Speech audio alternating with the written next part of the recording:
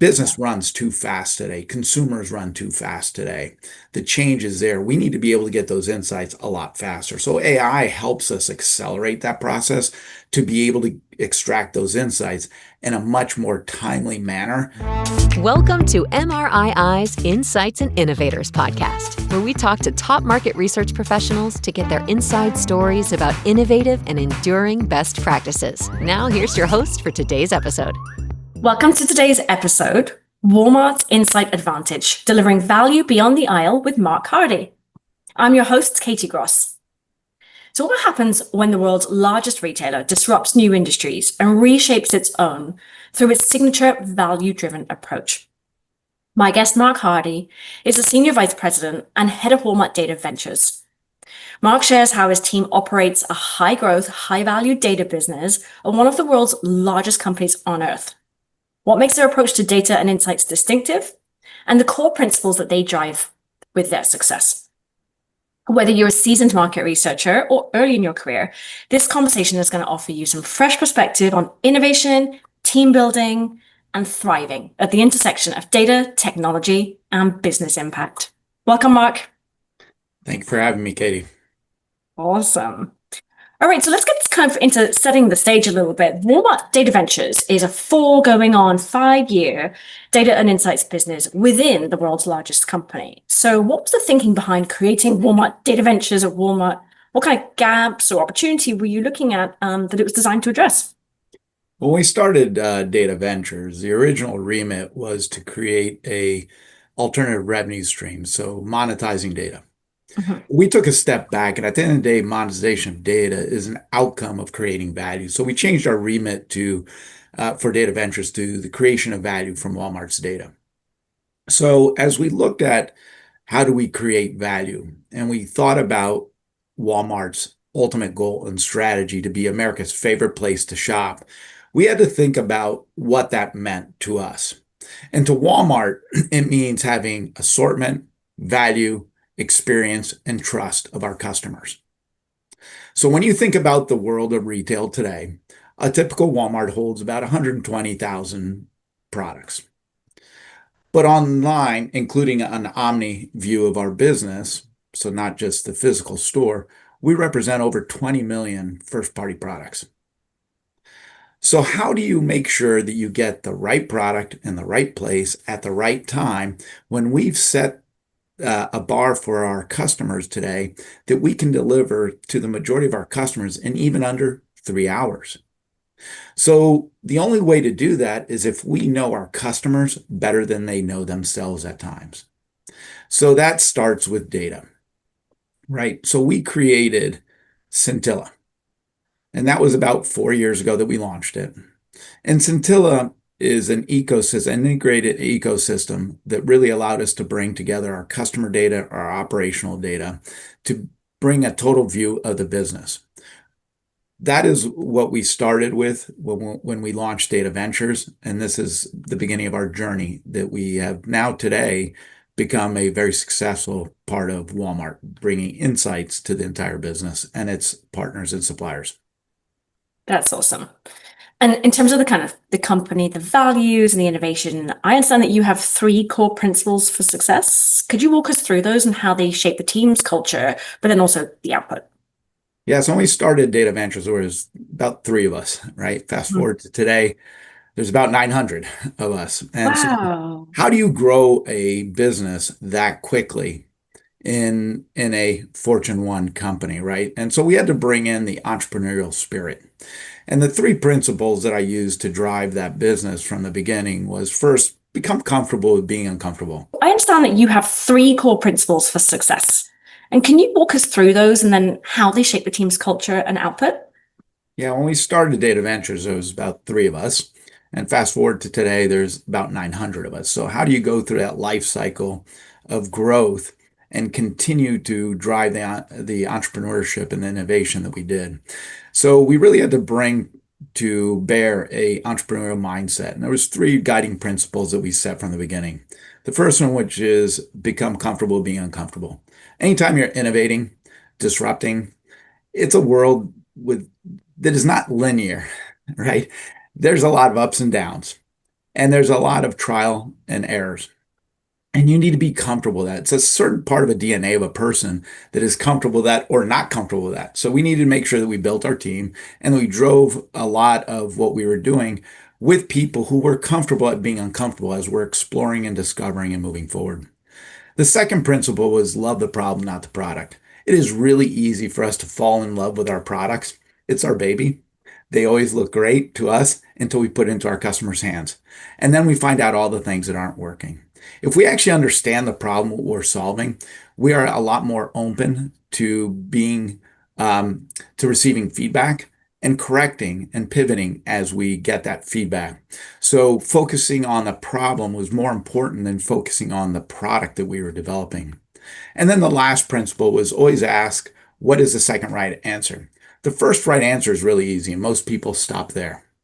But if you can push yourself to ask what is the second right answer, that's when you start understanding whether there's an opportunity to disrupt or you just validated that there's only one approach there. That also makes a difference when you think about, are you entering a commodity market versus are you going to be unique and different? Because if you get to the second right answer, most people haven't gone there, and there's a good chance that you're going to do something that's unique. I love that. So be comfortable being uncomfortable. Always think about the second answer. And you're so right. Be obsessed with the problem, not with the products. And we'll come on to AI, but there's definitely a lot of AI products looking for a problem to solve right now. So what makes Walmart Data Ventures? We talked about differentiation. What do you think it makes it unique in the marketplace today? Is it the access to the data? Is it the innovative tools, the proximity that you have to the customer, or is it something else entirely? I think it's a combination of all that. When what we did again is focused on the problem and developed a integrated ecosystem. So if you look at our industry of insights and analytics over the years, you've seen a lot of attempts of being able to bring secondary research companies together with primary research companies and being able to integrate that data and even bringing in data that's operationally driven. Well, what we've done in Scintilla is the ability to bring all that together. So we have within Scintilla modules that really take to the next level the analytics around our customers. What are their behaviors over time? How are their transactions happening? So we can look at market baskets, switching, for example. We can then bring in insights of our operations. Where are the products?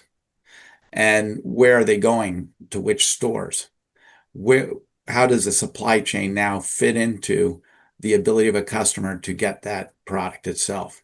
So ultimately, when we look at our business, we look at it as a journey of a product from source to shelf and the journey of our customer from home to store. Ultimately, the shelf is that point of conversion, whether it's digital or physical. And so what we try to do is get that full visibility. So add on top of that we built a community of Walmart shoppers, which are verified shoppers, and they allow us to use their shopping data to help target them or append it to their analytics. So think about being able to do a survey and then be able to target a person based on their shopping patterns. So I don't have to go through a screener. But then after I get all their sentiment, I'm able now to append their shopping behavior longitudinally over their attitudes, bringing together actual behavior with attitudes together. And because it's a verified shopper, we don't run into the same problems that you get in our industry, where you're seeing over 40% of data being bad, right? So what we've tried to do in our ecosystem, which makes us very unique, is bringing together all those different data sets into one integrated ecosystem, which also allows us to disrupt some of the areas that we've seen where the data could be better to help drive decisions ultimately. Nobody really buys insights. What they buy is the ability to make decisions to take actions. So, with so many sources of that consumer data today, the most important thing, of course, is turning it into actionable insights. So, how do you guys help with kind of turning it into action for the customers to then drive their business decisions? Yeah, so first of all, it always starts with quality. And hence the reason why I mentioned just before that we also look at disruption, not just in the tools, but actually in the quality of the data itself. So when we, for example, can have a verified community of shoppers to be able to participate in surveys or in-home usage tests or other aspects around getting their feedback or their voice into our decisions and into our insights, that alone starts with equality there. So they're verified shoppers, not just random panelists, right? We Yep. also look at the granularity of the data.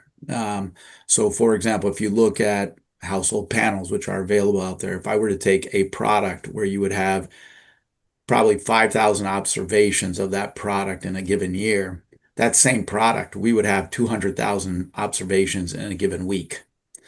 So that allows us to go from an analytical point of view to a much granular perspective of what consumers are doing, right?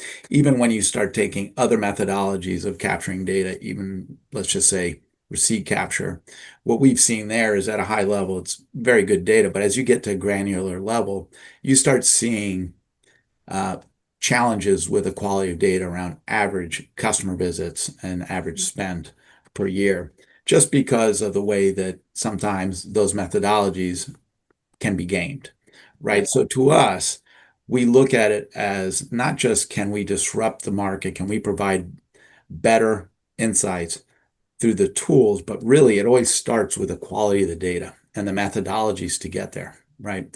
Yeah. So we continue to look at that and we continue to look for ways that we can bring something different to the market. And we're always trying to connect it back to sales. So it's not just about the insights, it's about what is the impact of that insights in terms of driving a return. Yeah. Particularly as you mentioned, brand switching, what's switching in that basket is so key. What a treasure trove of data you have. So Yeah. let's move on to AI. AI is, of course, transforming research, analytics, and the rest of the world. So, what role does it play for you folks at this time, and how much of what you deliver is being driven or supported by AI today?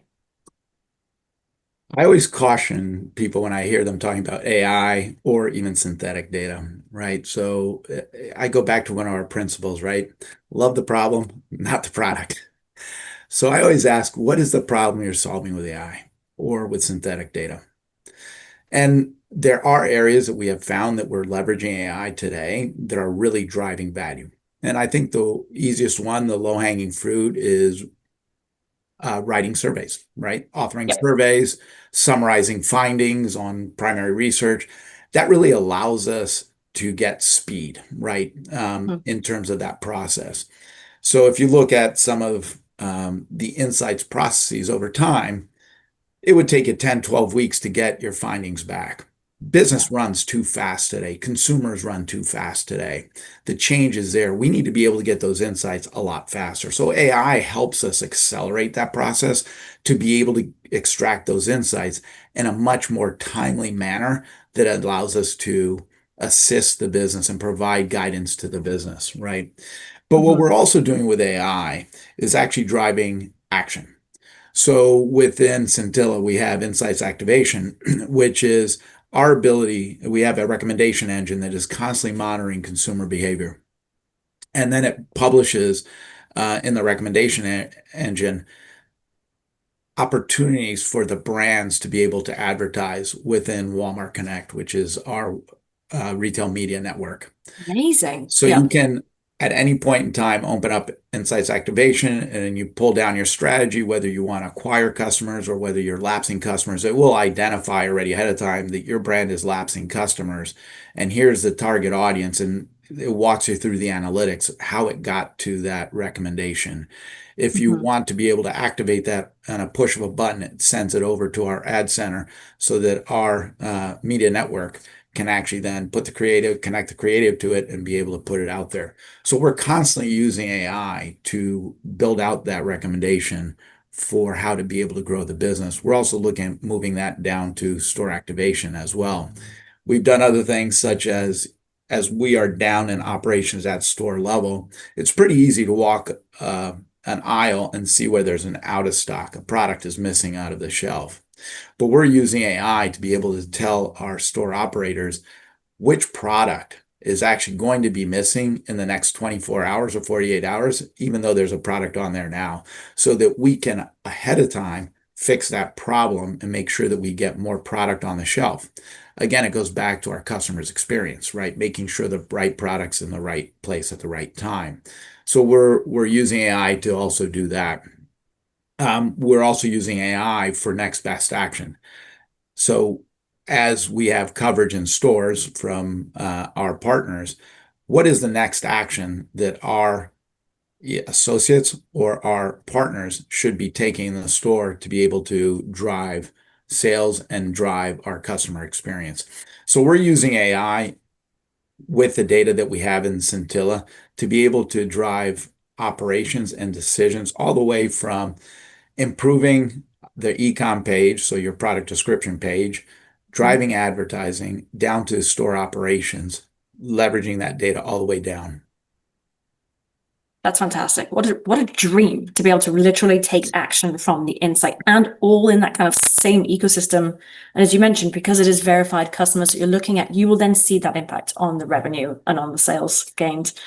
Yeah. What do you think that your customers kind of really value from you at this time? Is it the data? Is it the insights, the advisory services? Kind of what do you think really matters to them? And how does that influence your strategy for the next products that you're building? Well, I think it's a little bit of all of it because this has been a journey for not just us, but our suppliers as well. Mhm. So the way that our industry has been built over the years has always been silos of expertise. Yeah. All of a sudden, we're bringing it all together, which has meant that we've had to raise the bar for ourselves and we've had to raise the bar for our partners and suppliers. Because now that's asking the teams to have a skill set they may not have had previously, right? Mhm. And then how do you bring them together and be able to make heads or tails of data that you may not be familiar with, right? So within Data Ventures, we actually look at it as and provide the ability for do it yourself, do it with me, or do it for you. So each one of our clients or suppliers is at a different level based on what they're trying to do. So what we're trying to do is help them on this journey of really raising the bar in skill sets because it is new. It's new for all of us. Yeah. So that's where the data is unique. The level of granularity is unique in the data. The ability to integrate the different data points is unique. The ability to make heads or tails out of the data and bringing them together, as I mentioned before in your previous question around AI, being able to take an insight all the way down to an action, that sometimes does not involve just one set of data. It's not just the consumer behavior or the customer behavior, but it is where is the product in our supply chain, as I mentioned, and how do you bring it to an action that now translates to an ROI, right? So for each one of our clients, it's a different level of service. And even within a client, it's different. So we have times when we have a product. So it's not just about insights. It's about how do they want to ingest the data themselves. So we naturally have a UI that has all the ability to doing the analytics across each one of those modules. But some of our clients want to ingest the data, raw data directly into their own systems. So our ability of being able to provide a cloud feed or a BI link, and BI link is just our ability of feeding BI dashboards on the fly with near real-time data. And most of our data is in near real time. So we're taking away that gap in time from waiting for data that's might be a few weeks old or even a couple months old to being able to work with our operational data that is near real time, right? So what is happening in the stores now? So being able to do that, the analytics and being able to ingest that data so that they can operationalize it themselves, we provide that assistance too. So it's not just the ability of doing the analytics and providing the insights, but it's the ability of having the technology expertise to be able to help our clients ingest data in different ways and make it in a very effective and efficient manner. Yeah, that's awesome. So at MRII, we're of course focused on skills development and training for the people in our industry to really succeed in their careers. And you've clearly built a very large, high-performing insights team. So what skills or qualities do you look for in team members? Well, I think the first thing is as I look at skill sets, we had a point in time when we were experts in one area, right? You're a primary researcher, and that's what you do. You're a secondary researcher, and that's what you do.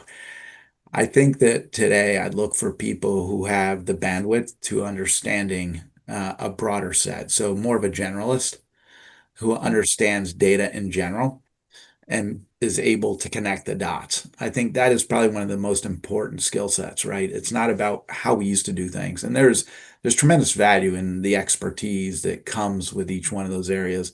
But having a broader exposure becomes one of those elements that I look for because it means somebody can actually help us and help our clients get more value out of the data versus just being able to extract one level of data or one type of data and be able to provide an insight off that.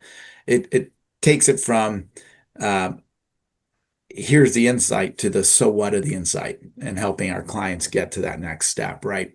So that's in terms of a skill set. I'm looking for more of a generalist around data because we have people on our team that come from the primary research industry, people who come from secondary research industry, people from CRM, people with skill sets in operational data. And it's amazing to see how they all come together and they all add value, right? So I think that's one of the things I look for.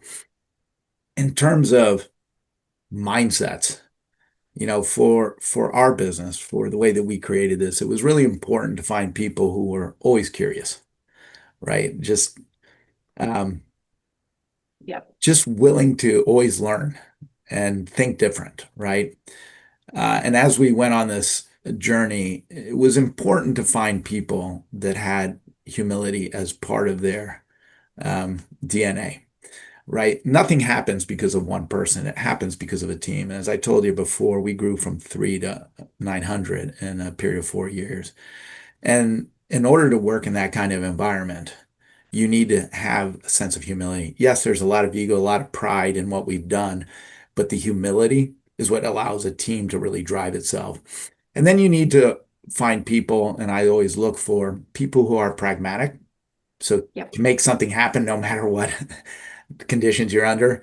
And then lastly, resilient. As I said in the beginning, a lot of entrepreneurship is about failing and failing fast, right? And being able to be resilient allows you to understand what was going right and what was going wrong and allows you to pivot so you can continue on your journey.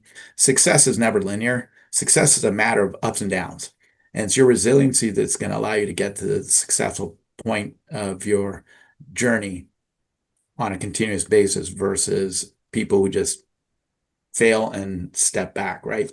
So those are the four qualities I look for in terms of the mindset. But I'm also looking for people who are more of a generalist. It's great that they have an expertise, they can come in, but they want to be able and value the perspective broader than where they came from. Yeah. Yeah. Some of the parts of your team sound much greater than the whole, as it were, given all those different skill sets.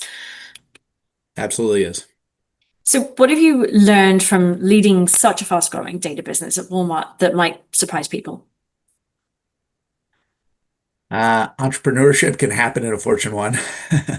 Yeah. That's probably the first one, which I doubted myself when I was asked to lead this initiative.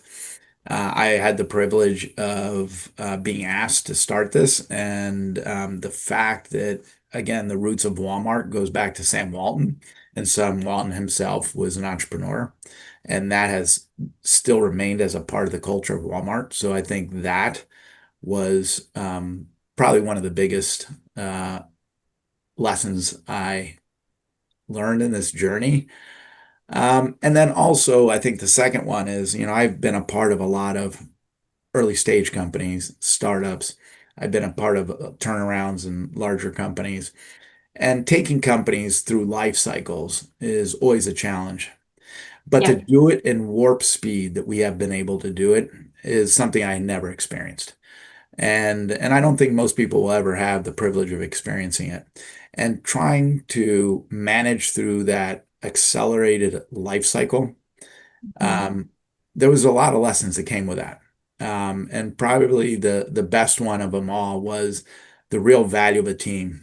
Because today you have a role, and by tomorrow that role has expanded, and you're not really sure how it expanded, but it did. But you just kind of step up and go do it, right?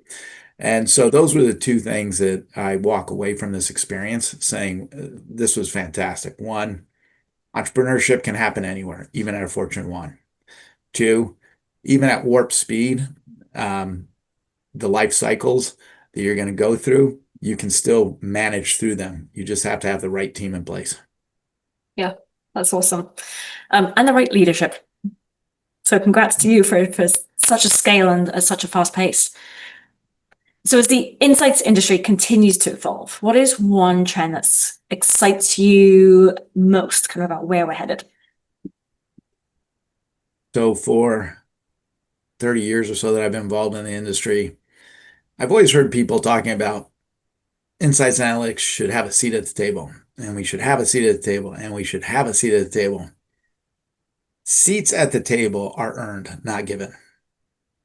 Yep. And, for a long time, we just kept doing more of the same and expected a different outcome in terms of our value. I think if you take in totality everything that's happening in our industry right now, and especially the speed at which we can now process data into insights and then insights into action, we actually now are at a point to earn that seat at the table. Over and over again, I'm seeing at our clients or suppliers where the insights and analytics function are at the table helping guide decisions in a company, including at Walmart, by the way. And that to me is exciting. It goes back to us as an industry understanding that people are not paying for the insights. They are paying for the ability to make a decision and take action that drives an ROI. So if we can participate in driving the action or recommending the action and driving an ROI, we deserve a seat at the table. If all we are doing is delivering an insight, don't expect to be there. And so what excites me is that I see a lot of momentum that really highlights that insights and analytics has a seat at the table. I love that. So to kind of paraphrase you, we don't sell insights, we sell decisions and directions that have an ROI for that business. And that's Yeah, what gets us that seat at the table. absolutely. Awesome. Mark, thank you so much for being with us today. It has been great hearing how you, your leadership, and your team at Walmart Data Ventures is really pushing the boundaries of what research and insights can do, especially around that actionability and at speed and scale. Your perspective on leadership, innovation, and what the customers really value has definitely given me a lot to think about as I go into the rest of my day and my week. And to our listeners, thanks so much for joining us on Insights and Innovators, brought to you by the Market Research Institute International. If you enjoyed this episode, your love, please follow, rate, or share it with a colleague. And we'll see you the next time for more conversations about where research and insights is headed and who's leading the way. Thanks, everyone. Thanks for joining the Insights and Innovators podcast from Market Research Institute International. Click subscribe to never miss an episode and visit us at mrii.org for more market research insights.